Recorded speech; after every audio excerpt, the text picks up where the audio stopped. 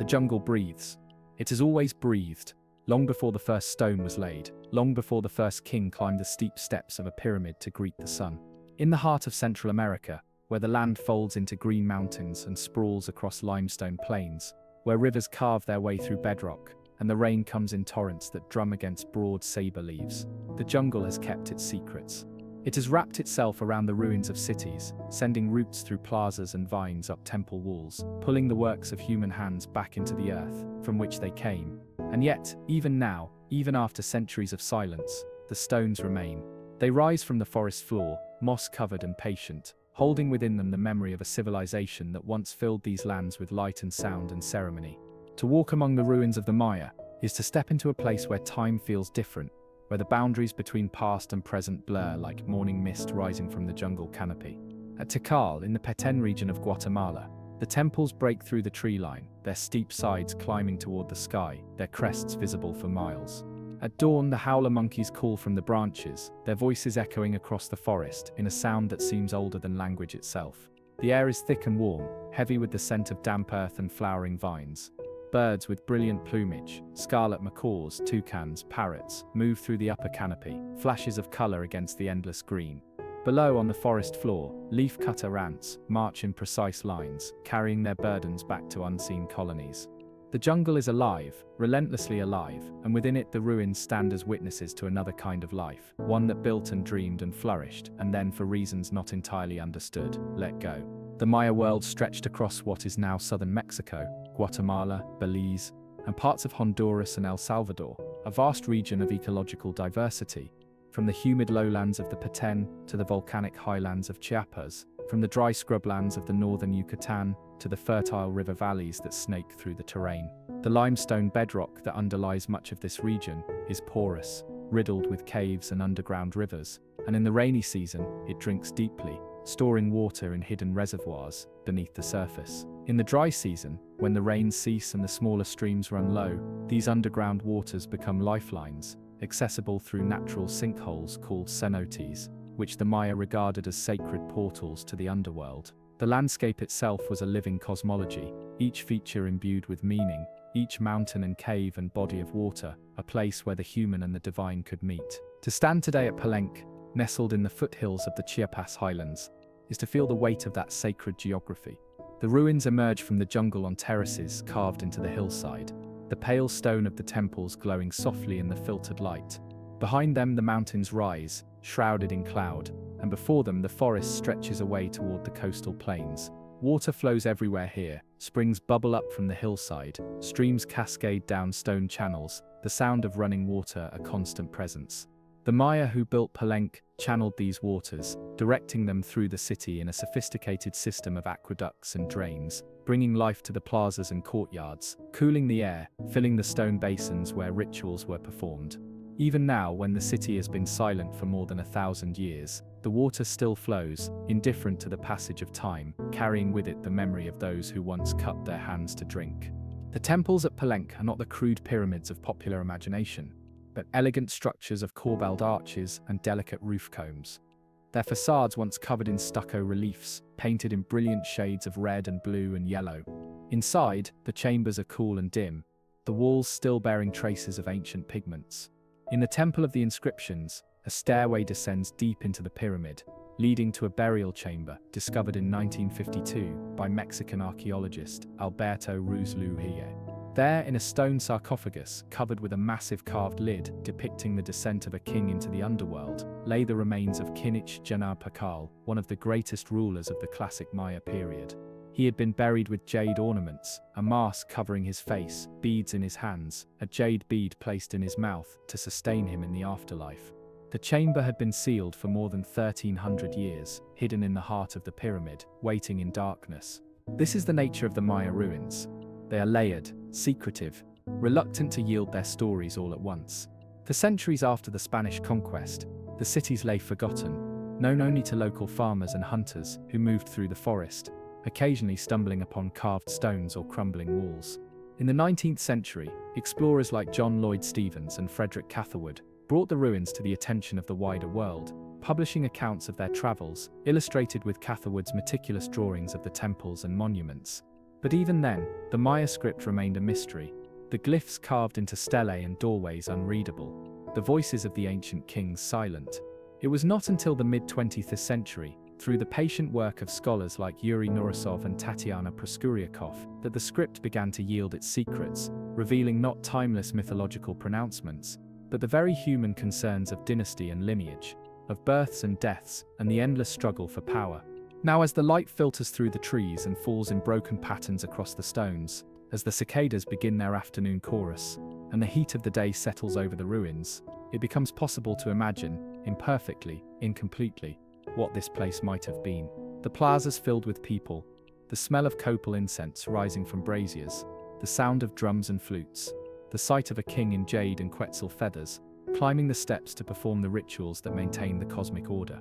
The temples painted and vivid, their walls adorned with murals depicting gods and ancestors, the glyphs proclaiming the deeds of rulers, the dates carefully recorded in the long count calendar that stretched back to a mythical creation day in 3114 BC.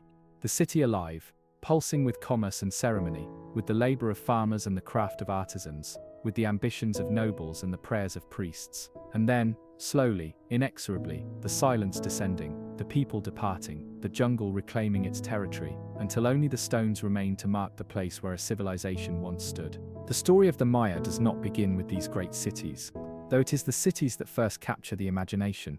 It begins much earlier, in small villages, along riverbanks and coastlines, in the patient work of farmers learning to cultivate the land, in the gradual accumulation of knowledge about the seasons and the stars, in the slow building of traditions that would eventually support the weight of kingdoms.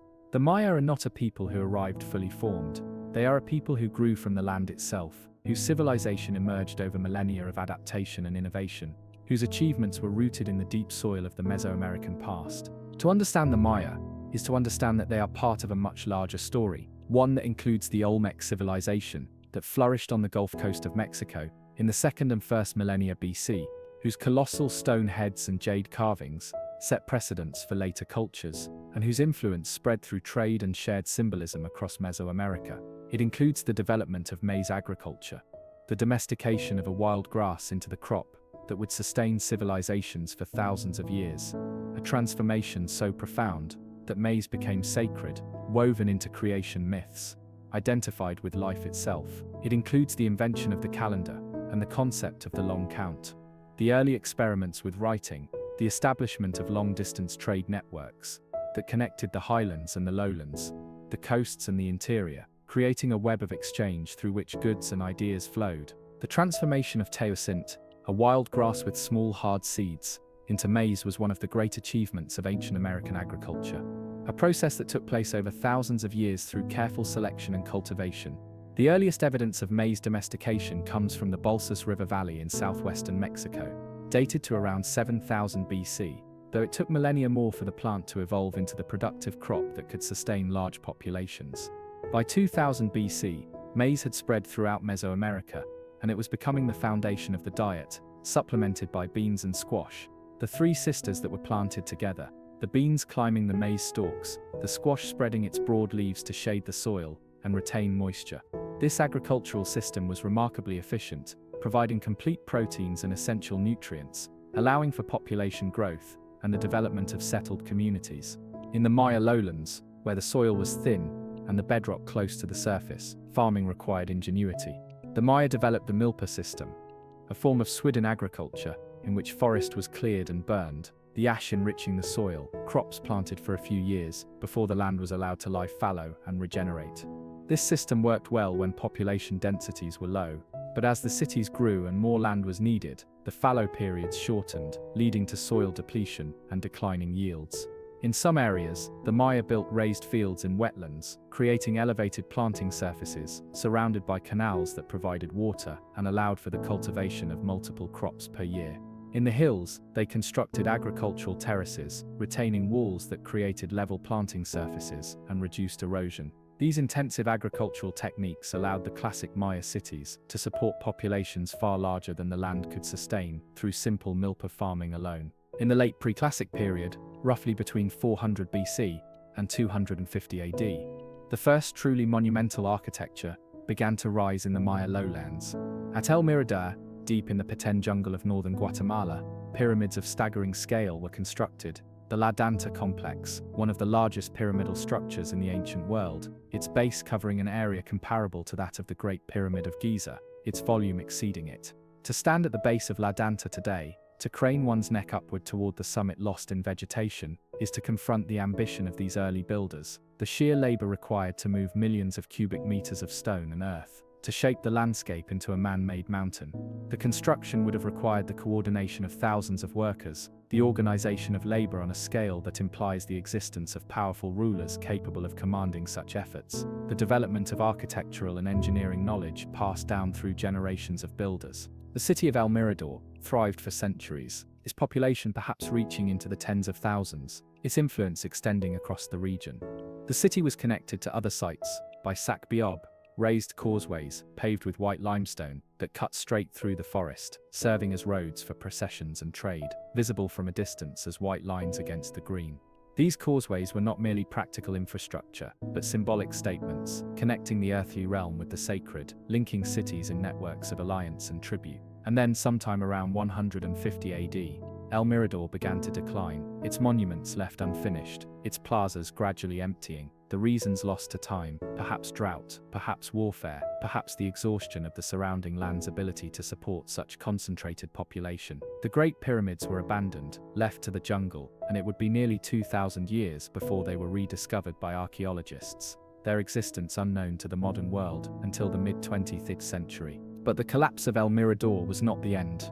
It was a transition, a reshuffling of power and people, and from its decline emerged new centers. In the early centuries of the first millennium AD, as the Classic period began, cities like Tikal and Calakmul rose to dominance, locked in a rivalry that would shape Maya history for centuries. These were not isolated city-states, but the centers of vast networks of alliance and tribute, their influence extending through conquest and marriage alliance to smaller sites scattered across the landscape. The city itself, the urban core, was just the visible apex of a much larger system that included outlying villages, agricultural hinterlands, sacred caves, and water sources. To be a Maya city was to be the ceremonial and political heart of a region, the place where the divine and the earthly intersected, where the king performed the rituals that ensured the rains would come, the maize would grow, the sun would continue its journey across the sky. The cities were built to impress, to awe, to make manifest the power of the kings who ruled them. At Tikal, Temple 4 rises to a height of more than 60 meters, its summit offering views across the endless forest, a vantage point from which a king could survey his domain and proclaim his connection to the heavens. The temple was built in the 8th century AD, during the reign of Yikin Chan Kuryil, a ruler whose monuments boast of military victories, of captives taken and enemies humbled. The stairway that climbs the temple's face is steep, almost vertical, demanding effort and focus, and when at last the summit is reached, the world opens up, the green sea of the jungle stretching to the horizon, broken only by the distant peaks of other temples, other cities, reminders that this was a world of many centers, many kings, each striving to outshine the others. The construction of such massive structures required not only labor, but sophisticated engineering knowledge. The Maya did not have metal tools. Their cutting and shaping of stone was accomplished with stone hammers and chisels, with patience and skill accumulated over generations. The limestone that underlies the region was relatively soft when first quarried, hardening with exposure to air, making it ideal for carving. Blocks were shaped to fit together without mortar, their weight and precision holding them in place. The corbelled arch, a distinctive feature of Maya architecture, was created by overlapping stones in successive courses, each layer projecting slightly beyond the one below, until the gap at the top was small enough to be spanned by a capstone. This technique created elegant vaulted chambers, but limited the width of interior spaces, resulting in long, narrow rooms, rather than the wide halls made possible by the true arch. But the grandeur of the temples should not obscure the complexity of Maya society, the careful hierarchies that structured daily life. At the top stood the Ahor, the king, who was not merely a political ruler but a sacred figure, a conduit between the human realm and the gods. The title Kuhul, a jaw, holy lord, reflected this dual nature. The king performed bloodletting rituals, piercing his tongue or genitals with stingray spines or obsidian blades, offering his blood to the gods and ancestors, inducing visions through pain and blood loss. These rituals were public performances, conducted atop the pyramids, witnessed by the assembled populace, reinforcing the king's unique status as one who could communicate with the divine. The blood was collected on bark paper, which was then burned, the smoke rising as an offering to the gods, carrying prayers and petitions skyward. Royal women too played crucial roles, performing their own bloodletting ceremonies, serving as regents for underage heirs, cementing alliances through marriage. The monuments depict them standing beside their husbands and sons, holding serpent bars from which gods emerge, their status inscribed in glyphs that name them as mothers of kings, as daughters of dynasties. Lady Shuk, wife of Shield Jaguar II of Yaxchilan, is depicted in one of the most famous Maya lintels, pulling a rope studded with thorns through her tongue, her face serene despite the pain, her action a gift to the gods and a demonstration of her piety and courage. These women were not passive consorts but active participants in the religious and political life of their kingdoms, and in some cases they ruled in their own right.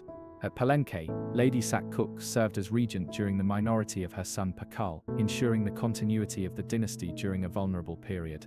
Beneath the royal family were the nobles, the Sajal and the Ajakuhun, the Lakam and the Batab officials who governed provinces, commanded armies, collected tribute, oversaw construction projects. They lived in palace compounds near the city centers, their homes adorned with carved lintels and painted murals, their tombs filled with jade and pottery and obsidian blades. These were the administrators and warriors, the priests and diplomats who kept the machinery of the state running, who negotiated with rival cities, who led armies into battle, who supervised the planting and harvest, who ensured that tribute flowed from the countryside to the urban centers. Below them were the artisans and scribes, the artisib, who painted the codices and carved the glyphs into stone, the potters and weavers and jade carvers, whose skill transformed raw materials into objects of beauty and power. These were not anonymous laborers, but named individuals, their signatures sometimes appearing on painted vases, their work valued and sought after. To be a scribe was to possess rare knowledge, to be literate in a society where literacy was the preserve of the elite. The scribes were trained from childhood, learning the hundreds of glyphs, mastering the conventions of composition and calligraphy, studying the astronomical tables and ritual almanacs. They were often members of noble families, sometimes younger sons, who would not inherit titles, and their work was essential to the functioning of the state, recording tribute, tracking the calendar, composing the inscriptions that proclaimed the deeds of kings. And below them, making up the vast majority of the population, were the farmers, the men and women who cleared the forest and planted maize, beans, squash and chilies in the thin tropical soil, who carried water from cenotes and streams, who paid tribute in labor and goods to the lords who ruled over them. Their lives were shaped by the agricultural calendar, by the cycle of planting in the spring when the rains began, tending the crops through the summer, harvesting in the fall, and enduring the dry season when food stores had to last until the next planting. They lived in pole and thatch houses on the outskirts of cities or in rural villages, their labor supporting the urban elite, their children sometimes conscripted for construction projects or military service. The rhythm of Maya life was governed by the calendar, by the cycles of planting and harvest, of ritual and ceremony. The Maya did not have one calendar, but several interlocking systems that measured time on different scales. The Tzorikin, a 260-day ritual calendar, was used for divination, for determining auspicious days for ceremonies, for naming children. Each day in the Tzorikin was identified by a combination of a number from 1 to 13 and one of 20-day names. Emix, Ike, Iquolbol, Kien, and so on, creating a cycle that repeated endlessly, each day carrying its own particular character and associations. The number 260 may have been derived from the human gestation period, linking the calendar to the cycle of birth and life, or it may have astronomical significance related to the movements of Venus or the zenith passages of the Sun. The Hab, a 365-day solar calendar, was divided into 18 months of 20 days each, plus a short period of 5 unlucky days at the year's end. The Weber, when the boundaries between the worlds were thin and malevolent spirits could cross over. During the Weber, people stayed indoors, avoided dangerous activities, and performed rituals to protect themselves. Together, the Tzokin and Hab formed the calendar round, a cycle of 52 years, after which the same combination of Tzokin and Hab dates would recur. The completion of a calendar round was an important occasion, marked by ceremonies and the renewal of sacred fires, a moment when time turned back upon itself and the world was symbolically reborn. But for recording history, for anchoring events in a larger temporal framework, the Maya used the long count. a system that counted the number of days elapsed since a mythical creation date in 3114 BC. The long count was structured in units of increasing size: kin 1 day, winal 20 days, tun 360 days, tun 7,200 days, roughly 20 years, and baktun 144,000 days, roughly 394 years.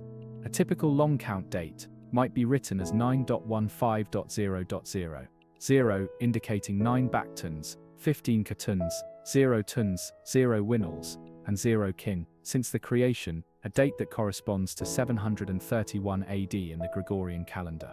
These dates were inscribed on monuments, recording the births of kings, the dates of their accessions to power, their military victories, the dedications of temples. To read these dates is to enter a world where time is not simply a linear progression, but a sacred structure, where past and future are connected through repeating cycles, where the actions of kings echo the deeds of gods and ancestors. The Maya believed that certain patterns recurred, that events separated by specific intervals of time were cosmically linked, that a king who performed a ritual on the Katan ending was participating in a moment that resonated with all previous and future Katan endings. This cyclical conception of time did not prevent the Maya from being acutely aware of historical specificity. The inscriptions are remarkably precise, naming not just dates, but the specific rulers involved, the relationships between dynasties, the details of alliances and conflicts. At Copan, in the western highlands of Honduras, a stairway is carved with the longest known Maya hieroglyphic text, more than 2,200 glyphs, recounting the dynastic history of the city, the lineage of kings, stretching back to the founder, Kinichaks Kuk Ma, who came to power in 426 AD. The text is both a historical record and a claim to legitimacy, asserting the unbroken continuity of the dynasty, the divine mandate that authorized each successive ruler. When modern epigraphers began to decipher these texts in the latter half of the 20th century, they discovered that the Maya inscriptions were not the astronomical and calendrical abstractions that earlier scholars had assumed, but narratives of real people engaged in the messy business of politics and warfare, of succession disputes and territorial ambitions. The breakthrough came when scholars realized that the same glyph combinations appeared repeatedly in association with dates and personal names, suggesting that they recorded historical events rather than mythological episodes. Tatiana Proskuriakov, working at the Carnegie Institution, demonstrated that the monuments at Piedras Negras recorded the life histories of individual rulers, their births, their accessions to power, their marriages, their military victories, their deaths. This revelation transformed Maya studies, shifting the focus from impersonal cosmology to dynastic history, revealing the Maya as people with names and personalities, with ambitions and failures. The cities were linked not only by shared culture and language, but by networks of warfare and alliance that constantly shifted. Tikal and Calakmul, the two great superpowers of the Classic period, were locked in a rivalry that played out over centuries, each seeking to dominate the other through military conquest and the creation of vassal states.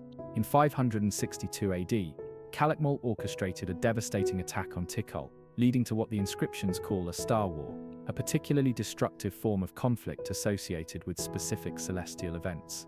Tikal's king was either killed or captured, and for more than a century afterward, Tikal erected no new monuments, its power broken. The city did not cease to exist, but its ability to project power, to command tribute, to maintain its network of alliances, was severely compromised. The inscriptions from this period are silent, the stelae that had proclaimed the deeds of kings left uncarved, the great plaza empty of new monuments. But in the late 7th century, under the leadership of Jasso Chan Kawil, Tikal began its resurgence, eventually turning the tables on Calakmul and capturing its king Yichak Kakan. In 695 AD, the captured king was likely brought back to Tikal and sacrificed, his bones perhaps interred beneath the stairway of one of Tikal's temples, his defeat immortalized in stone. Jasso Chan Kawil initiated a building program that transformed Tikal, constructing the great temples that dominate the site today, reasserting the city's position as a major power. The inscriptions from his reign are triumphant, proclaiming victories, recording the dedication of temples, connecting Jasso to the illustrious kings of the past, and establishing his dynasty's legitimacy. Warfare was not merely about territory or resources. It was about prestige and the acquisition of captives who would be sacrificed in elaborate public ceremonies. The capture of an enemy king was the ultimate prize, a demonstration of superiority that enhanced the victor's reputation and diminished the defeated city's standing. Captives were brought back to the victorious city, paraded through the streets, subjected to ritual humiliation, and eventually sacrificed, their blood offered to the gods. The monuments depict these captives bound and kneeling, their names and titles inscribed in glyphs, their submission a permanent record carved in stone. The ball game, played in courts found at virtually every Maya city, was both sport and ritual, a reenactment of cosmic battles between the gods, and captives were sometimes forced to participate, their ultimate defeat and sacrifice predetermined. The ball courts themselves are architectural marvels, long narrow playing fields flanked by sloping or vertical walls, sometimes with stone rings mounted high on the walls through which the solid rubber ball had to pass. The game was played with hips and knees and elbows, the ball heavy and dangerous, capable of causing serious injury or even death. Players wore protective padding, yokes around their waists, knee pads, sometimes helmets, but the game was physically demanding and violent. The exact rules are not fully understood, but it appears that keeping the ball in play was crucial, and scoring was accomplished by hitting markers on the court or passing the ball through the stone rings. The ball game had deep mythological significance, connected to the story of the hero twins in the Popol Vuh, who were summoned to the underworld to play ball with the Lords of Death, and who ultimately triumphed through cleverness and skill. The ball court was a liminal space, a place where the boundaries between life and death, between the earthly and the divine, were blurred.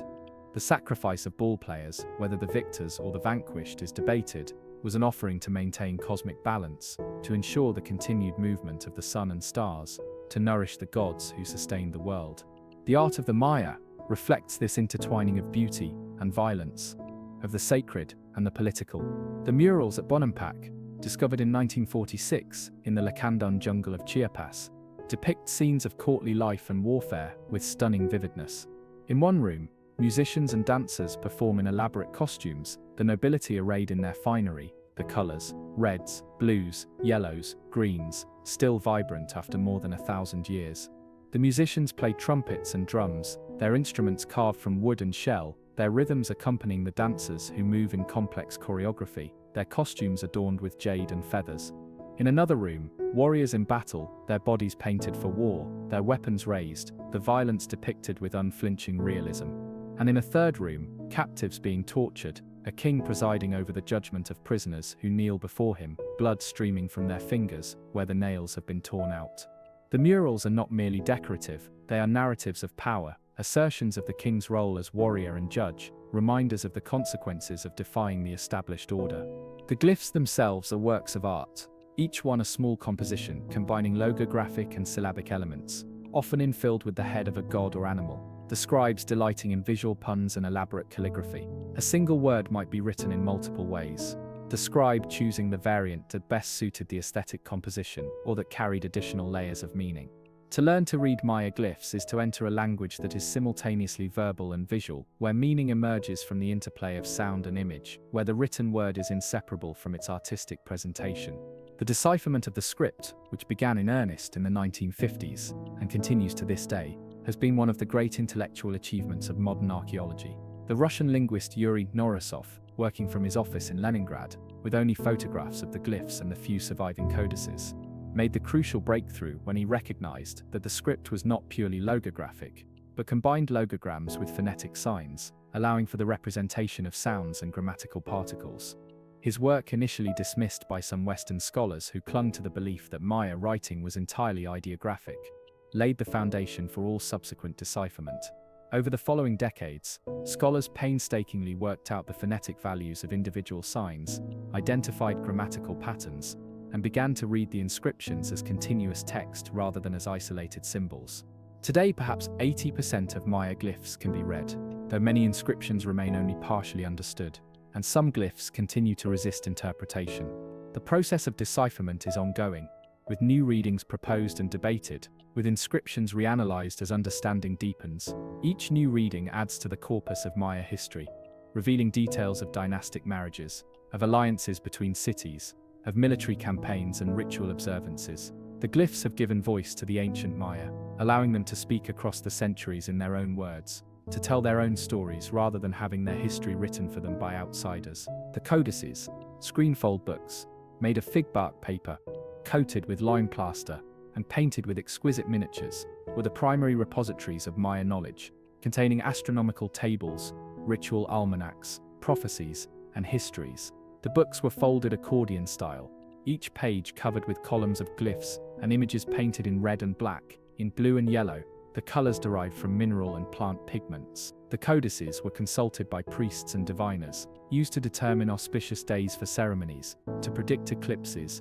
and the movements of Venus, to interpret the will of the gods. But of the hundreds or thousands that once existed, only 4 survive, the rest burned by Spanish priests who saw them as works of the devil, as impediments to the conversion of the Maya to Christianity. The Dresden Codex, housed in Germany, contains detailed astronomical tables tracking the cycles of Venus and predicting eclipses with remarkable accuracy. The Maya observed that Venus completed 5 synodic periods in almost exactly 8 solar years, and they used this relationship to create tables that allowed them to predict when Venus would appear as the morning star or the evening star, when it would disappear behind the sun.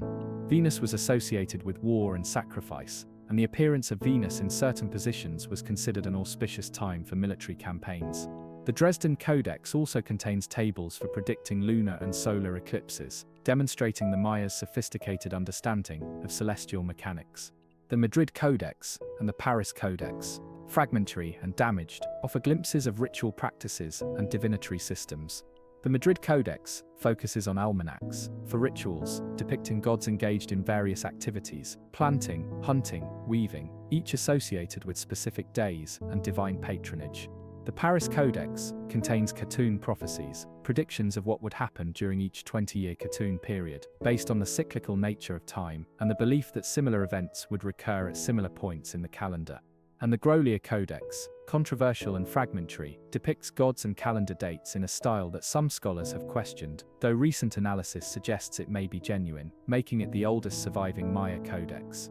The loss of the codices is one of the great tragedies of the Spanish conquest, an irreplaceable erasure of knowledge that forces modern scholars to rely on the inscriptions carved in stone and painted on pottery. The pottery itself has become a crucial source of information, for the Maya elite commissioned elaborate painted vessels that were placed in tombs or used in rituals, and these vessels often bear hieroglyphic texts, identifying their owners, their contents, and sometimes recording myths or historical events. The ceramics are masterpieces, their forms elegant, tall cylinders, bowls with flaring sides, plates with intricate rim designs, their surfaces covered with scenes of gods and kings, of mythological episodes, of courtly feasts. Some depict the hero twins, protagonists of the Popol Vuh, the Quiché Maya creation epic that was written down in the 16th century after the conquest, but which preserves traditions stretching back into the distant past. The Popol Vuh tells the story of the creation of the world, of the gods' attempts to fashion human beings from mud and then from wood, both attempts ending in failure, and finally the successful creation of humans from maize dough. The first humans created from mud could not speak or move properly and dissolved in water. The wooden people could speak and multiply, but they had no hearts and no minds. They did not remember their creators, and they were destroyed in a great flood, their descendants becoming the monkeys that inhabit the forest. It tells of the hero twins, Hunahpu and Axbalanque, who descend into Xibalba, the underworld, to avenge their father's death. Their father and uncle had been summoned to Xibalba to play ball with the lords of death, and had been defeated and sacrificed. Their heads hung in a calabash tree. The skull of their father impregnated a maiden, Lady Blood, who fled to the surface world and gave birth to the hero twins. When the twins grew up, they too were summoned to Xibalba, but they outwitted the lords of death through cleverness and courage, passing through the houses of trials: the Dark House, the Razor House, the Cold House, the Jaguar House, the Fire House, and the Bat House, eventually allowing themselves to be sacrificed, and then resurrecting themselves, finally ascending to the sky to become the sun and the moon. The story is a meditation on mortality and resilience, on the triumph of life over death, and it resonates with themes found throughout Maya art and ritual. The ball game that the hero twins play with the lords of Xibalba echoes the ball courts found at Maya cities. The descent into the underworld reflected in the burial of kings in deep tombs beneath pyramids. The resurrection implied in the renewal ceremonies that marked the passage of time. The maize god, who dies and is reborn with each agricultural cycle, is often depicted emerging from the earth, his body representing the maize plant, his resurrection ensuring the continued fertility of the land. The landscape of the Maya world was itself a sacred text, to be read and interpreted. Mountains were seen as wits, sacred peaks, where gods dwelled and from which water flowed. The word wits also means pyramid, and the pyramids were artificial mountains, their summits the places where rituals were performed, where the boundary between earth and sky was thinnest. Caves were portals to the underworld, places of power and danger, and the Maya left offerings deep within them: pottery, jade, obsidian, human remains. At Naj Tunic, a cave in southeastern Guatemala, the walls are covered with hieroglyphic texts and images, recording rituals performed in the darkness, the flickering light of torches, illuminating the pale limestone, as scribes carved their messages into the stone. The cave paintings depict ball players and gods, sexual acts and sacrifices, the images and texts creating a sacred space deep within the earth. Cenotes, the natural sinkholes that puncture the limestone bedrock of the Yucatan, were sacred wells, portals to the watery underworld where the rain god Chak resided. At Chichen Itza, the great cenote was a site of pilgrimage, where offerings were thrown into the water: gold, jade, pottery, copal incense, and sometimes human sacrifices. Early in the 20th century, Edward Herbert Thompson, the American consul to Yucatan and an amateur archaeologist, dredged the sacred cenote, recovering thousands of artifacts from the murky depths. Among them were golden discs embossed with scenes of warfare, jade ornaments, pottery vessels, bells made of copper, and the bones of men, women, and children who had been thrown into the cenote as offerings to the gods. Water was life, and in a landscape where the dry season could last for months, the management of water resources was crucial. The Maya built reservoirs to capture rainwater, lining them with plaster to prevent seepage, constructing dams and canals to direct water through the cities.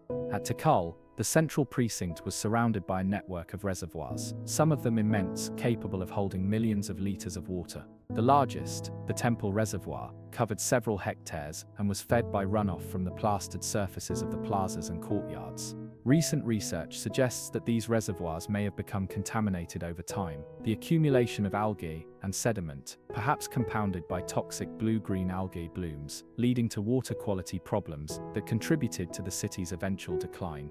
The analysis of sediment cores from the reservoirs has revealed evidence of environmental stress during the Terminal Classic period. Pollen records show deforestation, with the forest cover declining as more land was cleared for agriculture, and as wood was harvested for construction and for burning limestone to make plaster. The loss of forest would have reduced rainfall, increased erosion, and led to the silting of reservoirs. Chemical analysis has detected high levels of mercury and algae toxins in the sediments dating to the late Classic period, suggesting that the water quality deteriorated precisely when the city's population was at its peak. The Maya world was one of abundance and scarcity, of seasons of plenty and seasons of hunger, and the ability of a king to ensure the rains, to maintain the reservoirs, to provide for his people was central to his legitimacy. The trade networks that crisscrossed the Maya world brought goods from distant regions: obsidian from the highlands of Guatemala and central Mexico, jade from the Motagua River Valley, cacao from the lowland rainforests, salt from the coastal lagoons, marine shells from both the Caribbean and Pacific coasts, quetzal feathers from the cloud forests. These goods were not merely commodities, but carriers of meaning, their value often symbolic as much as practical. Jade was associated with water and maize, with life and fertility. The word for jade, yax, also meaning green and first, connecting it to young maize plants and to the renewal of life. Jade objects, beads, pendants, ear flares, belt ornaments, were treasured possessions, laboriously carved with stone tools and sand, polished to a luminous sheen, buried with the dead to accompany them into the afterlife. Cacao beans were used as currency, counted and exchanged, their value standardized enough that tribute records list quantities of cacao owed to overlords. Chocolate was consumed as a ritual drink, often mixed with chili peppers, vanilla, and other flavorings, reserved for the elite and for ceremonial occasions. The painted ceramics often depict scenes of chocolate being poured from one vessel to another, creating a frothy head that was considered the choicest part of the drink. The preparation of chocolate was ritualized, the beans roasted and ground, mixed with water and flavorings, the beverage associated with feasting and celebration, with the wealth and sophistication of the court. The merchants who moved these goods along forest trails and coastal canoe routes were essential figures, their travels creating connections between distant regions, their knowledge of languages and customs, allowing them to negotiate across cultural boundaries. Long-distance trade was dangerous. Travelers had to pass through the territories of multiple kingdoms, negotiate with local lords, avoid bandits and hostile warriors. But the profits could be substantial. Merchants traveled in groups for safety, their canoes laden with trade goods, following coastal routes that connected the Yucatan with the Gulf Coast and the Caribbean shores of Honduras and Belize. Inland, porters carried goods on their backs along forest trails, using tumplanes to distribute the weight, traveling from market to market, creating networks of exchange that linked the Maya world together. In the markets of the cities, goods were bought and sold, bartered and haggled over, pottery and textiles, stone tools and wooden implements, feathers and animal skins, maize and beans and chilies. The markets were social spaces, as well as economic ones, places where news and gossip circulated, where alliances were formed and grievances aired. The Maya did not use metal coinage. Their economy was based on barter and the exchange of goods that had agreed upon values. Cacao beans, cotton mantles, and jade beads all functioned as forms of currency, their values fluctuating based on supply and demand, on the season and the political situation. The textiles produced by Maya weavers were among the most valued trade goods, though few examples survive in the archaeological record due to the humid climate that causes organic materials to decay. But the stone monuments depict the elaborate clothing worn by the elite, woven garments with intricate patterns, capes and headdresses, loincloths and skirts, the designs varying by region and status, encoding information about identity and rank. Spanish accounts from the time of the conquest describe the beauty and complexity of Maya textiles, the skill of the weavers, the brilliance of the colors achieved through natural dyes, red from cochineal insects, blue from indigo, purple from murex shells, yellow from plant sources. Weaving was women's work, a skill passed from mother to daughter, and the backstrap loom on which the textiles were produced was both a tool and a sacred object, associated with the goddess Ixchel, the moon goddess and patroness of weaving, childbirth, and medicine. Young girls learned to weave as part of their education, mastering the techniques needed to produce the fine cloth that was essential for clothing and for tribute. The patterns woven into the cloth were not merely decorative, but symbolic, encoding information about the wearer's identity, their community, their status. Some patterns had protective or ritual significance, invoking divine favor or warding off evil. Daily life in a Maya city was a blend of labor and ritual, of the mundane and the sacred. Farmers rose before dawn, walking out to their fields, working with digging sticks and stone axes to clear land, to plant maize in the milpa system that interspersed crops and allowed the land to regenerate through periods of fallowing. The milpa was more than an agricultural system. It was a way of relating to the land, of maintaining balance, of ensuring that future generations would be able to sustain themselves. The planting was accompanied by rituals, offerings made to the earth and rain gods, prayers for abundant harvests. Women ground maize on stone metates. The daily sound of stone on stone, the rhythmic grinding that transformed dried corn into masa dough. The corn was first boiled with lime, a process called nixtamalization, that made the nutrients more bioavailable and improved the flavor and workability of the dough. The masa was shaped into tortillas and tamales, steamed in banana leaves, eaten with beans and squash and chilies. The preparation of food was labor-intensive, occupying much of women's time, but it was also a skilled craft, the quality of the tortillas and the complexity of the tamales reflecting the cook's expertise. Children played in the plazas, learned the skills they would need as adults, boys accompanying their fathers to the fields or learning a craft, girls helping their mothers with weaving and cooking, and the care of younger siblings. Education was informal for commoners, based on apprenticeship and observation, but the children of nobles received more formal instruction, learning to read and write, studying astronomy and mathematics, training for roles as scribes or priests or administrators. The society was hierarchical, but there was some mobility. A talented artisan or successful merchant could improve his status, and through marriage alliances, families could rise in the social order. The houses of commoners were simple structures, hole and thatch buildings with earthen floors, a single room where the family slept and ate, a hearth for cooking, a yard for small-scale gardening, and the keeping of turkeys and dogs. These houses were rebuilt every generation or so, the materials decaying and being replaced, and as a result, they leave little trace in the archaeological record. It is only when archaeologists excavate with care, sifting through the soil for post holes and hearthstones, for fragments of pottery and obsidian blades, that the outlines of these houses emerge, revealing the presence of the people who lived lives that went largely unrecorded in the monumental inscriptions. The elite, by contrast, lived in stone-walled palaces, arranged around courtyards, with multiple rooms for sleeping and storage, with benches covered in stucco and painted with murals, with private courtyards where rituals could be performed away from public view. At Palenque, the palace complex is a labyrinth of rooms and corridors, of courtyards and subterranean passages, with a 4-story tower that rises above the rest of the complex, offering views across the city and the surrounding landscape. The tower's function is debated. Was it an astronomical observatory, a lookout post, a symbolic axis mundi connecting earth and sky? Perhaps it was all of these, serving multiple purposes, its meaning shifting depending on context and occasion. The archaeological work that has revealed so much about the Maya is ongoing, a process of slow accumulation of knowledge, of careful excavation and interpretation.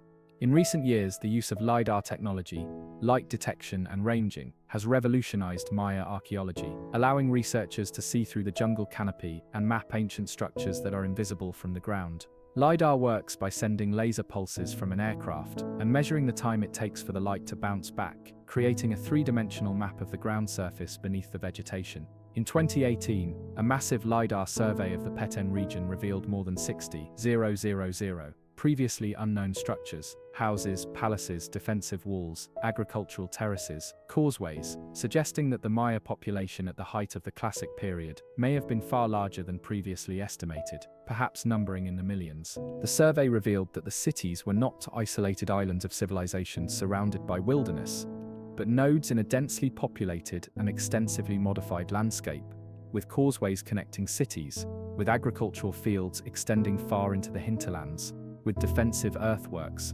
suggesting that warfare was more pervasive than the monumental inscriptions alone would indicate. The landscape was sculpted by human hands, terraces carved into hillsides, wetlands drained and converted to raised fields, forests managed for useful species. The Maya transformed their environment on a scale that is only now becoming apparent, creating an anthropogenic landscape that supported a complex civilization for centuries. But even with these technological advances, there remains much that is unknown, much that resists easy interpretation. The question that has haunted Maya studies for more than a century is the question of the collapse. Why did the great cities of the southern lowlands, cities like Tikal and Calakmul and Copan, which had flourished for centuries, suddenly decline in the 8th and 9th centuries AD? Their monuments left unfinished, their populations dispersing, their plazas gradually emptying until the jungle reclaimed them. The last dated monument at Tikal was erected in 869 AD. At Copan, the last was in 822 AD. At Palenque, 799 AD. Within a generation or two, the practice of carving dated stelae, which had continued for centuries, came to an end. The cities were not abandoned overnight. Archaeology shows that some occupation continued, that people squatted in the ruins, that the process of decline was gradual rather than catastrophic, but the collapse of the political and ceremonial systems was relatively swift, and the reasons remain a matter of intense debate. The theories are many, and most scholars now believe that the collapse was the result of multiple interacting factors rather than a single cause. Drought figures prominently in many accounts. Paleoclimatic studies of lake sediments and cave formations suggest that the period between roughly 750 and 950 AD saw a series of severe droughts, periods when the rains failed and the reservoirs ran dry. Stalagmites in caves preserve a record of rainfall, their layers of calcite forming during wet periods, thinning during dry periods. Analysis of oxygen isotope ratios in these layers has allowed researchers to reconstruct rainfall patterns over centuries, revealing periods of severe drought that coincide with the Maya collapse. In a civilization so dependent on seasonal rainfall, on the ability to store water through the dry season, prolonged drought would have been catastrophic. Crops would have failed, malnutrition and disease would have spread, and as food became scarce, the social fabric would have begun to fray. Warfare, which was endemic in the Classic period, may have intensified as city-states competed for dwindling resources. The inscriptions from the late Classic period record an increasing number of conflicts, of destroyed monuments and burned cities, suggesting an escalation of violence. When the rains failed and the maize did not grow, the king's ability to maintain cosmic order through ritual would have been called into question, undermining the ideological foundations of his authority. Environmental degradation likely played a role as well. The Maya cleared vast tracts of forest for agriculture and for the lime plaster that covered their buildings, a process that required burning limestone in kilns, consuming enormous quantities of firewood. It is estimated that the construction of a single large pyramid might require the burning of thousands of cubic meters of limestone, consuming the wood of hundreds of trees. Deforestation would have led to soil erosion, to the silting up of reservoirs, to a reduction in rainfall as the forest's ability to recycle moisture diminished. The very success of the classic Maya, their ability to support large populations through intensive agriculture, may have contained the seeds of their decline, as the land was pushed beyond its capacity to sustain such concentrated use. There are social and political dimensions to consider as well. The late classic period saw an elaboration of ritual and an increasing investment in monumental construction, with kings competing to build ever grander temples and palaces. This monumental architecture required the labor of thousands, quarrying stone, hauling it to construction sites, carving it, fitting it into place, and the diversion of resources and labor away from agriculture may have contributed to food shortages. The number of nobles and administrators appears to have increased during the late classic, a proliferation of elite titles and offices, suggesting a top-heavy bureaucracy that consumed resources without contributing to production. The inscriptions suggest that kingship was becoming increasingly unstable, with more frequent succession disputes, with vassal cities asserting independence, with the breakdown of the alliances and tributary relationships that had sustained the great powers. As the authority of kings weakened, as their ability to perform the rituals that ensured cosmic order was called into question, the ideological foundations of Maya civilization began to crumble. The system that had worked for centuries, that had created the great cities and sustained the dynasties, was failing, and the people responded by leaving, by dispersing into smaller communities, by abandoning the urban centers and the centralized authority they represented. But the collapse, if it can be called that, was not total. The Maya did not disappear. They adapted. In the northern Yucatan, cities like Uxmal and Chichen Itza continued to flourish into the post-classic period, and new political formations emerged. The abandonment of the southern lowland cities was a regional phenomenon, not a civilizational extinction. People moved, they reorganized, they found new ways to live. In the highlands of Guatemala and Chiapas, Maya communities continued largely unaffected by the events in the lowlands. Along the coasts, trading centers prospered, their economies based on maritime commerce rather than on the agricultural tribute systems that had supported the inland cities. The silence that fell over places like Tikal and Palenque was not the silence of death, but the silence of transformation, of a world remaking itself in response to new circumstances. In the post-classic period, which lasted from roughly 1000 AD to the Spanish conquest in the 16th century, the Maya world took on new forms. Chichen Itza, in the northern Yucatan, became a dominant power, its architecture showing influences from central Mexico, from the Toltec culture that had emerged in the wake of the collapse of Teotihuacan. The Great Pyramid, known as El Castillo, or the Temple of Kukulkan, dominates the site, its 4 stairways climbing to a temple at the summit, its design incorporating astronomical alignments, so that on the equinoxes, the play of light and shadow creates the illusion of a serpent descending the pyramid's face. The phenomenon draws thousands of visitors each year, the shadow serpent a testament to the Maya's architectural sophistication and their integration of astronomy into sacred architecture. The site is filled with images of the feathered serpent, Kukulkan, the Maya equivalent of the central Mexican god Quetzalcoatl, and with depictions of warriors and sacrifice that are more explicit than those of the classic period. The Tzompantli, or skull rack, displays carved skulls in rows, representing the racks on which the heads of sacrificial victims were displayed. The Temple of the Warriors features columns carved with representations of warriors and murals depicting battles and processions. The ball court at Chichen Itza is the largest in Mesoamerica, its walls rising vertically, its stone rings mounted high above the playing field. The panels that decorate the court depict a beheading of a ball player, blood spurting from his neck in the form of serpents, a vivid reminder of the game's deadly stakes. Near the Great Cenote, the sacred cenote, archaeologists have recovered offerings thrown into the water over centuries: gold discs, jade ornaments, pottery, copal incense, and human remains. The bones of children and adults alike, sacrificed to the rain god Chak, in hopes of ensuring the rains. The dredging of the cenote in the early 20th century by Edward Thompson yielded a treasure trove of artifacts, though it also destroyed much of the archaeological context. Modern underwater archaeology has been more careful, using diving and remote sensing technologies to map the cenote floor and recover artifacts with proper documentation. The post-classic period also saw the rise of Mayapan, a walled city that dominated much of the northern Yucatan in the 13th and 14th centuries. Hoipan was the capital of a confederacy that brought together several Maya polities. But the confederation was unstable, riven by internal conflicts. According to later Maya chronicles, the city was destroyed in a civil war in the 1440s, its ruling family massacred, its population dispersed.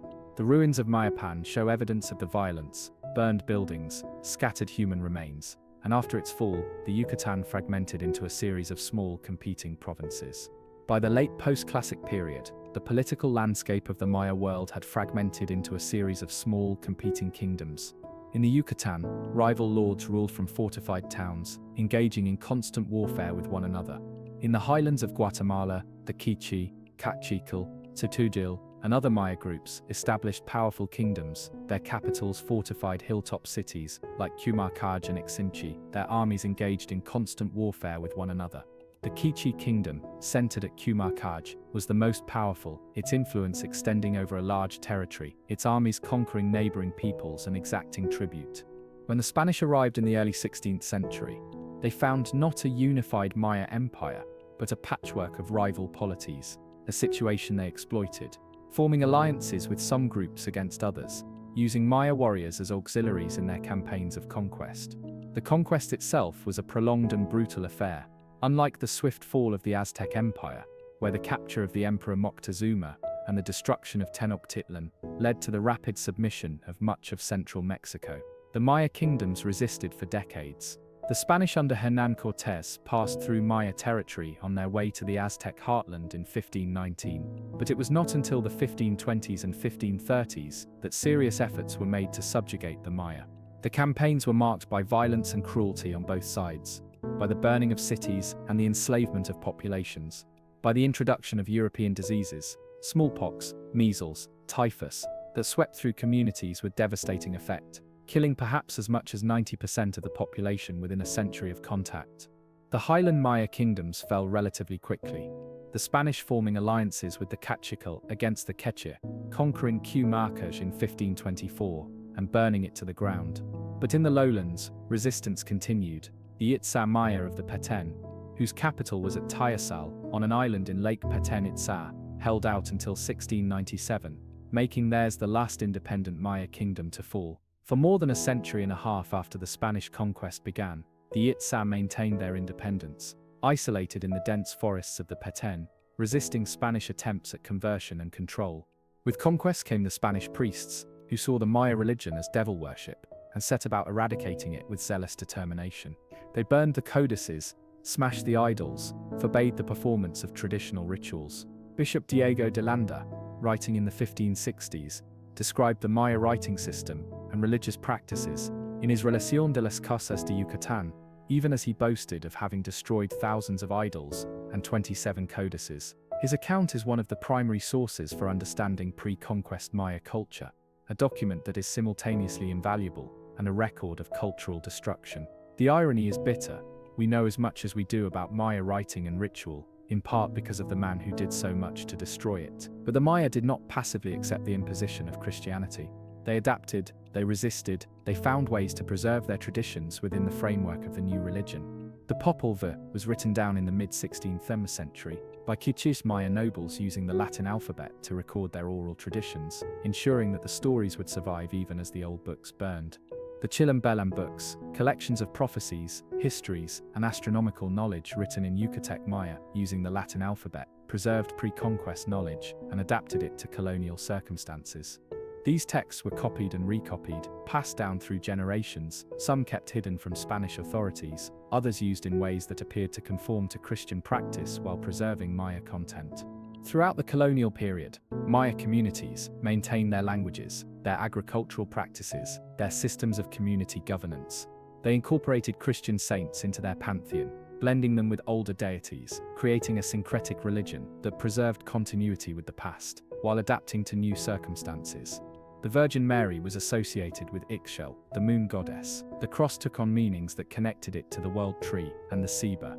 In remote villages, the old calendar continued to be used alongside the Christian one, the day keepers continuing to divine the future, to name children, to determine auspicious days for planting and marriage. Ceremonies were performed in caves and on mountaintops, away from the eyes of Spanish authorities, the ancient rituals continuing in secret. The colonial period was a time of immense suffering for the Maya, of forced labor in encomiendas, and later in haciendas, of tribute payments that impoverished communities, of congregación policies that forcibly relocated communities to facilitate Spanish control and Christianization, of epidemics that recurred generation after generation, each outbreak killing a substantial portion of the population. The demographic collapse was catastrophic. Regions that had supported millions before the conquest were reduced to tens of thousands. Villages were abandoned. Agricultural terraces fell into disuse. The forest reclaimed land that had been cultivated for centuries. But it was also a time of resilience and resistance, of communities finding ways to survive, to maintain their identity in the face of overwhelming pressure.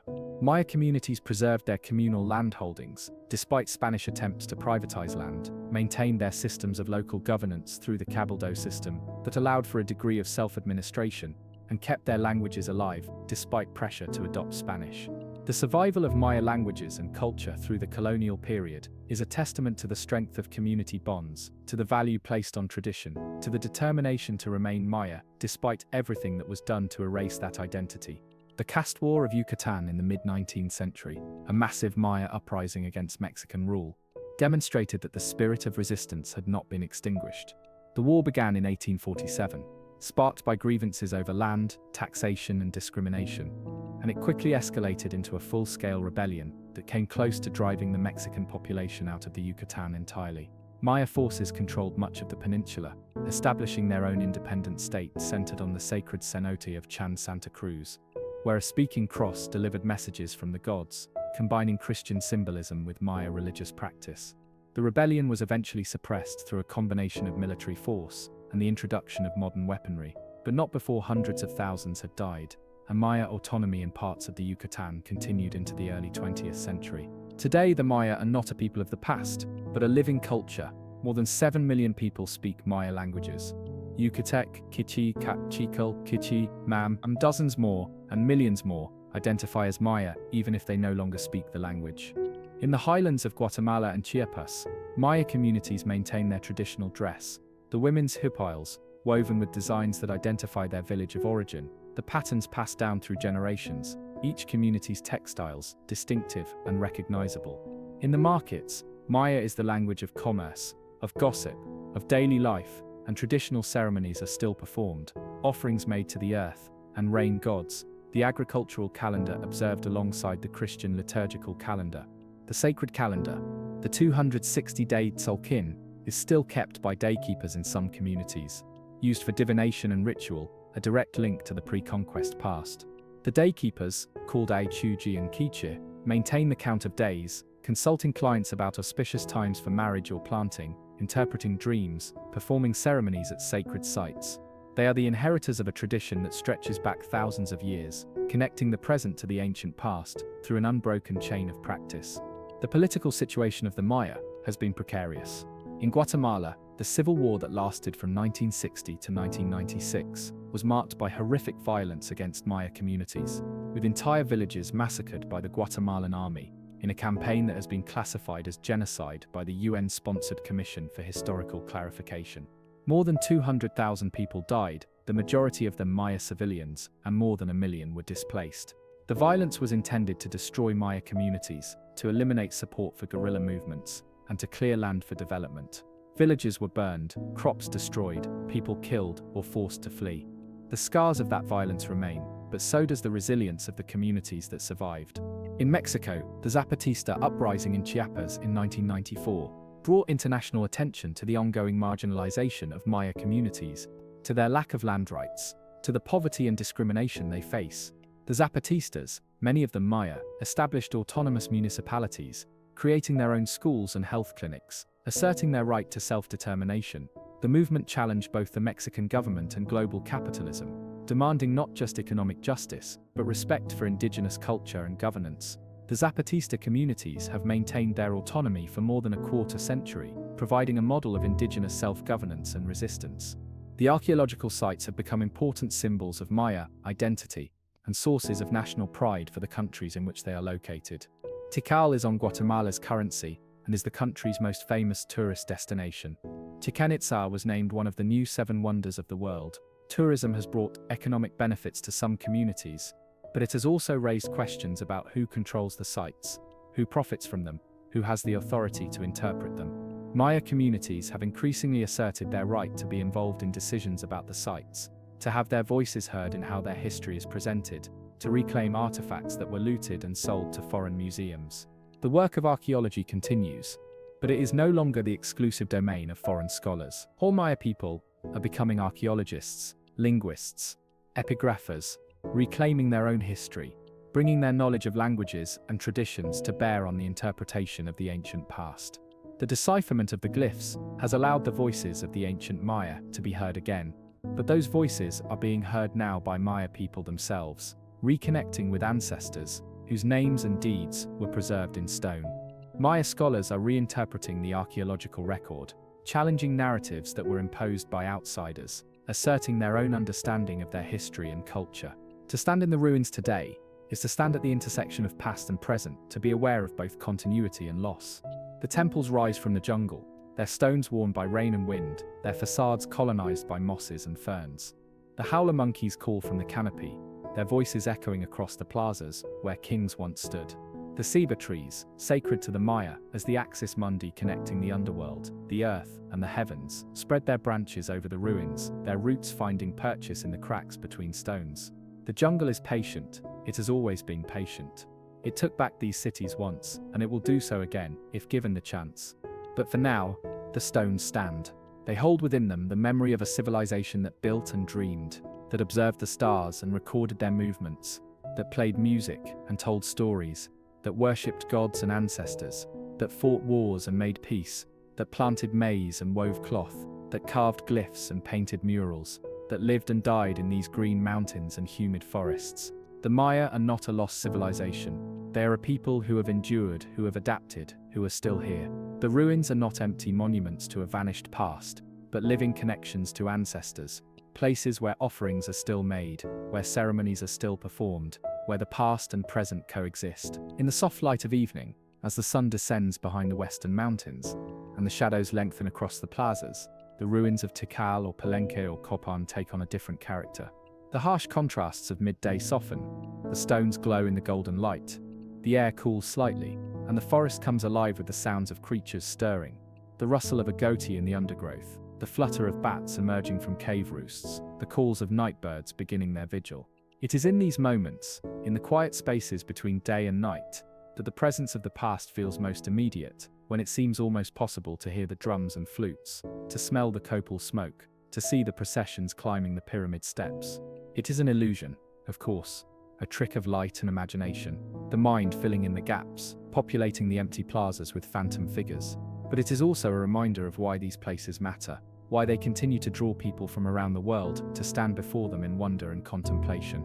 There is something in these ruins that speaks to a fundamental human longing, the desire to connect with the past, to understand how people lived and what they believed, to find in their achievements and failures reflections of our own hopes and fears. The Maya built these cities to last, to proclaim their presence, to connect earth and sky, to create order out of chaos. They succeeded beyond perhaps even their own imagining. More than 1,000 years after the last monuments were carved, after the cities were abandoned and the jungle reclaimed the land, the stones remain. They are weathered and worn, their glyphs eroded by rain and covered with lichen, their colors faded from the brilliant reds and blues that once adorned them to the pale gray of bare limestone, but they endure. And in their endurance they testify to the human capacity for creation, for ambition, for the desire to leave a mark upon the world, to be remembered. The kings who built these temples wanted immortality, wanted their names and deeds to echo through the ages. In this at least they achieved their goal. We may not remember them as they wished to be remembered, as divine rulers maintaining cosmic order, but we remember them nonetheless, as builders and dreamers, as people who shaped their world with vision and determination. The jungle breathes, and the stones wait in the green shadows, patient and silent, holding their secrets close. Holden and temples will stand for centuries more, perhaps millennia, gradually succumbing to the relentless pressure of roots and rain, slowly dissolving back into the earth.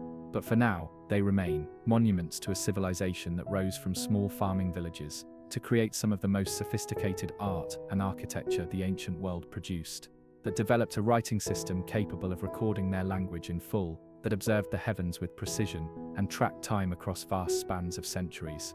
The Maya built a world of meaning from stone and stucco, from jade and obsidian, from words carved and painted, from rituals performed and repeated, from the patient observation of the cosmos and the careful cultivation of the land. And that world, though transformed, though battered by conquest and colonialism, though marginalized and threatened, endures. It endures in the languages spoken in highland villages and Yucatecan towns, in the ceremonies performed at mountain altars and sacred caves, in the textiles woven on backstrap looms, in the maize ground on stone metates, in the stories told to children, in the knowledge passed from one generation to the next. The great cities may be ruins, the kings long dead, the codices burned, but the Maya are still here, still speaking their languages, still planting their fields, still maintaining their connection to the land and the ancestors. The story is not over. It continues, unfolding in the present, shaped by the past, but not bound by it, adapting to new circumstances, while preserving what is essential. To listen to the jungle at dusk, to the chorus of insects and frogs, to the calls of birds settling for the night, to the distant howl of monkeys, is to hear a soundscape that has remained largely unchanged for millennia. This is what the ancient Maya heard. These same sounds in this same forest, under these same stars. The constellations they observed, the turtle in Orion, the bird in the Big Dipper, still wheel overhead. The cycle of the seasons continues. The rains coming and going, the maize growing and being harvested, the pattern repeating as it has for thousands of years. And in that continuity, in that connection to the rhythms of the natural world, there is something profound, something that speaks to the persistence of culture and tradition, even in the face of tremendous upheaval. The Maya built in stone because they wanted to endure, because they understood that memory is fragile, and that without physical monuments, without written records, the deeds of the great would be forgotten. They were right about the fragility of memory. So much has been lost, so many voices silenced, so many stories reduced to fragments and whispers. But they were also right about stone. The temples stand, and they continue to tell their stories to anyone who will take the time to listen, to look, to wonder. In the quiet of the jungle, among the ruins, the past is never entirely past. It lingers, it whispers, it waits, patient as the stones themselves, ready to reveal its secrets to those who seek them. The theories are many, and most scholars now believe that the collapse was the result of multiple interacting factors, rather than a single cause. Drought figures prominently in many accounts. Paleoclimatic studies of lake sediments and cave formations suggest that the period between roughly 750 and 950 AD saw a series of severe droughts, periods when the rains failed and the reservoirs ran dry. In a civilization so dependent on seasonal rainfall, on the ability to store water through the dry season, prolonged drought would have been catastrophic. Crops would have failed, malnutrition and disease would have spread, and as food became scarce, the social fabric would have begun to fray. Warfare, which was endemic in the classic period, may have intensified as city-states competed for dwindling resources. The inscriptions from the late classic period record an increasing number of conflicts, of destroyed monuments and burned cities, suggesting an escalation of violence. Environmental degradation likely played a role as well. The Maya cleared vast tracts of forest for agriculture, and for the lime plaster that covered their buildings, a process that required burning limestone in kilns, consuming enormous quantities of firewood. Deforestation would have led to soil erosion, to the silting up of reservoirs, to a reduction in rainfall, as the forest's ability to recycle moisture diminished. The very success of the classic Maya, their ability to support large populations through intensive agriculture, may have contained the seeds of their decline, as the land was pushed beyond its capacity to sustain such concentrated use. There are social and political dimensions to consider as well. The late classic period saw an elaboration of ritual and an increasing investment in monumental construction, with kings competing to build ever grander temples and palaces. This monumental architecture required the labor of thousands, quarrying stone, hauling it to construction sites, carving it, fitting it into place, and the diversion of resources and labor away from agriculture may have contributed to food shortages. The inscriptions suggest that kingship was becoming increasingly unstable, with more frequent succession disputes, with vassal cities asserting independence, with the breakdown of the alliances and tributary relationships that had sustained the great powers. As the authority of kings weakened, as their ability to perform the rituals that ensured cosmic order was called into question, the ideological foundations of Maya civilization began to crumble. But the collapse, if it can be called that, was not total. The Maya did not disappear. They adapted. In the northern Yucatan, cities like Uxmal and Chichen Itza continued to flourish into the post-classic period, and new political formations emerged. The abandonment of the southern lowland cities was a regional phenomenon, not a civilizational extinction.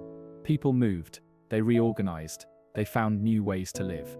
In the highlands of Guatemala and Chiapas, Maya communities continued largely unaffected by the events in the lowlands. Along the coasts, trading centers prospered, their economies based on maritime commerce rather than on the agricultural tribute systems that had supported the inland cities. The silence that fell over places like Tikal and Palenque was not the silence of death, but the silence of transformation, of a world remaking itself in response to new circumstances.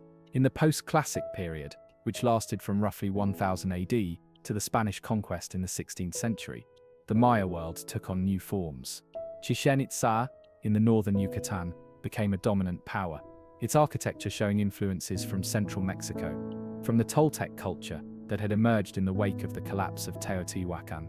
The Great Pyramid, known as El Castillo, or the Temple of Kukulkan, dominates the site, its 4 stairways, climbing to a temple at the summit, its design incorporating astronomical alignments, so that on the equinoxes, the play of light and shadow creates the illusion of a serpent descending the pyramid's face. The site is filled with images of the feathered serpent, Kukulkan, the Maya equivalent of the central Mexican god Quetzalcoatl, and with depictions of warriors and sacrifice that are more explicit than those of the classic period. The ball court at Chichen Itza is the largest in Mesoamerica, its walls rising vertically, its stone rings mounted high above the playing field. The panels that decorate the court depict the beheading of a ball player, blood spurting from his neck in the form of serpents, a vivid reminder of the game's deadly stakes. Near the Great Cenote, the sacred cenote, archaeologists have recovered offerings thrown into the water over centuries, gold discs, jade ornaments, pottery, and human remains. The bones of children and adults alike, sacrificed to the rain god Chak in hopes of ensuring the rains. By the late post-classic period, the political landscape of the Maya world had fragmented into a series of small, competing kingdoms. In the Yucatan, the League of Mayapan briefly unified much of the region before collapsing in internal strife in the 15th century. In the highlands of Guatemala, the Quiche Capchiquil and other Maya groups established powerful kingdoms, their capitals fortified hilltop cities like Cumarcaj and Iximche, their armies engaged in constant warfare with one another. When the Spanish arrived in the early 16th century, they found not a unified Maya empire, but a patchwork of rival polities, a situation they exploited, forming alliances with some groups against others, using Maya warriors as auxiliaries in their campaigns of conquest. The conquest itself was a prolonged and brutal affair. Unlike the swift fall of the Aztec Empire, the Maya kingdoms resisted for decades. The Spanish under Hernán Cortés passed through Maya territory on their way to the Aztec heartland, but it was not until the 1520s and 1530s that serious efforts were made to subjugate the Maya. The campaigns were marked by violence and cruelty on both sides, by the burning of cities and the enslavement of populations, by the introduction of European diseases, smallpox, measles, typhus, that swept through communities with devastating effect, killing perhaps as much as 90% of the population within a century of contact. The highland Maya kingdoms fell relatively quickly, but in the lowlands, resistance continued. The Itzá Maya of the Petén, whose capital was at Tayasal on an island in Lake Petén Itzá, held out until 1697, making theirs the last independent Maya kingdom to fall. With conquest came the Spanish priests, who saw the Maya religion as devil worship and set about eradicating it with zealous determination. They burned the codices, smashed the idols, forbade the performance of traditional rituals. Bishop Diego de Landa, writing in the 1560s, described the Maya writing system and religious practices in his Relación de las Cosas de Yucatán, even as he boasted of having destroyed thousands of idols and 27 codices. Severi de Zaz, Semitridozad the Severance Nation. His account is one of the primary sources for understanding pre-conquest Maya culture, a document that is simultaneously invaluable and a record of cultural destruction. But the Maya did not passively accept the imposition of Christianity. They adapted, they resisted, they found ways to preserve their traditions within the framework of the new religion. The Popol Vuh was written down in the mid-16th century by Quiche Maya nobles using the Latin alphabet to record their oral traditions, ensuring that the stories would survive even as the old books burned.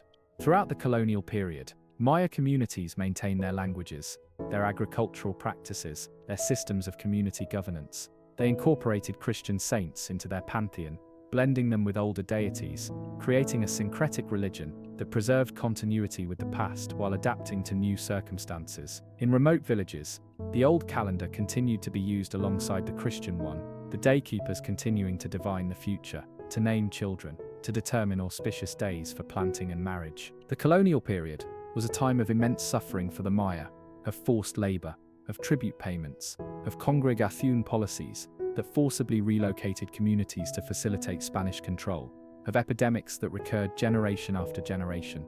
But it was also a time of resilience and resistance, of communities finding ways to survive, to maintain their identity in the face of overwhelming pressure. The caste war of Yucatan, in the mid-19th century, a massive Maya uprising against Mexican rule, demonstrated that the spirit of resistance had not been extinguished. The war lasted for decades, with Maya forces controlling much of the Yucatan Peninsula, establishing their own independent state, centered on the sacred cenote of Chan Santa Cruz, where a speaking cross delivered messages from the gods. The rebellion was eventually suppressed, but not before hundreds of thousands had died, and Maya autonomy in parts of the Yucatan continued into the early 20th century. Today, the Maya are not a people of the past, but a living culture.